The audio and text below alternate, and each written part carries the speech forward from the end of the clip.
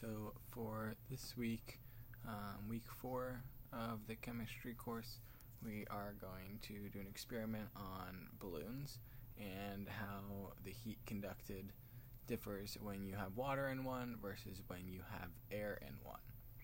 So for this, we have balloons right here, and then we also will be needing a lighter as well.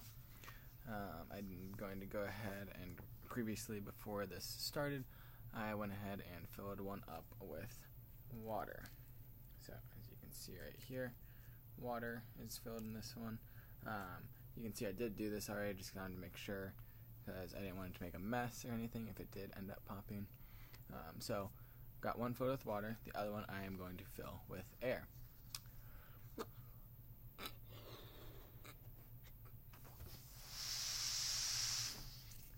Make it too big just because I don't want to make a lot of noise. Tie it real quick.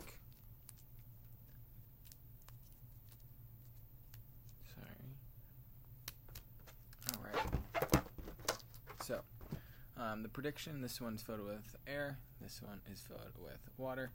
Prediction is that this one will most likely pop right after we expose the bottom of it with the lighter because of the heat difference. So, with this one just being filled up with air, the rubber of the actual balloon is going to get hot much quicker than the one with water in it.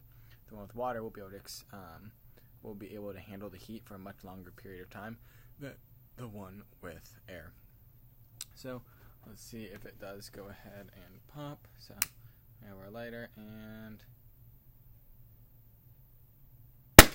pop, just like that, and exactly how we thought. It scared me a little bit more than I thought it was going to, but it did indeed pop. For this one, I'm a little nervous just because it's right over the computer, but I'll take it and we will run it through it, just like that. And notice how it does indeed go all the way up against it like that. And it is even turning the bottom of the balloon black. So you can indeed tell that I did touch the flame to it. You can see it all black along there. So the reasoning behind this is because the water inside the balloon absorbs a lot of the heat. So the rubber on here doesn't actually get that hot. Like I can even touch it right afterwards and it doesn't even feel warm at all. So the water in here absorbs a lot of the heat, allowing the rubber to stay cooler and not break. Whereas in the first one, let me grab that real quick. You can see right there that it did indeed break pretty quickly. I think it's going to be like right there. The flame actually exposed to it right there caused that rubber to break because it got super hot. We'll go ahead and do that one more time real quick.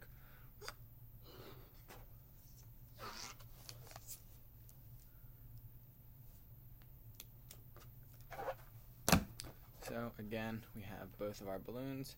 This one filled with water, this one filled with air, and as we predicted, this one, go ahead and do it again. Try and not get scared. Oh, that one just kind of popped pretty quick.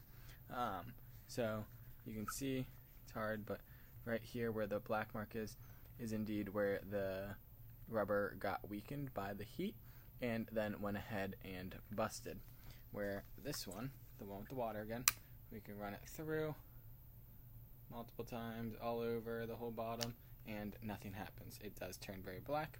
That is because the water is actually absorbing a lot of the heat for us. So this rubber isn't even getting that hot. I can still squeeze on it, everything, and nothing happens. This goes to show us that the heat that is being put on the rubber is causing it to have a lot of stress, and that's what makes it pop. Now the one with the water absorbs all that, allowing the balloon to stay intact, where this one that did not have anything, it weakened the structure of the rubber a lot quicker with that heat and caused it to break. So exactly how we predicted it to be.